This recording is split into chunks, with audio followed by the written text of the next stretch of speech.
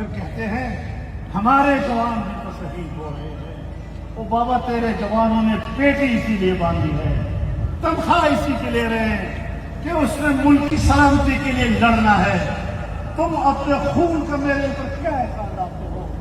تم میرے خون پسینے کے ٹیکس سے اسی بات کے لیے تو تنخواہ لے رہے ہو، لیکن ہمیں کہتے ہو کہ تم لشکر نکالو، تم اسلحہ لے کر مسلح گروہوں کے خلاف لڑو۔ میں نے کوئی تنخواہ نہیں دی، میں کوئی لشکر نہیں بناؤں گا۔ تم چلے جاؤ گے، تم میری سرزمین کو آنے والی نسلوں تک ذاتی دشمنیوں کی طرف دھکیل رہے ہو، ہمیشہ ہمیشہ کے لیے غارت گری کی طرف دھکیل رہے ہو۔ یہ سیاست کسی اور کو سمجھاؤ، یہ ہمیں نہیں سمجھایا۔ آپ نے اگر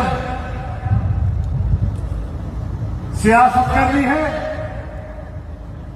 تو وردی اتار کر آئیے، الیکشن میں حصہ لیجیے، پتہ چل جائے گا کہ وردی والے کو لوگ کیا ووٹ دیتے ہیں۔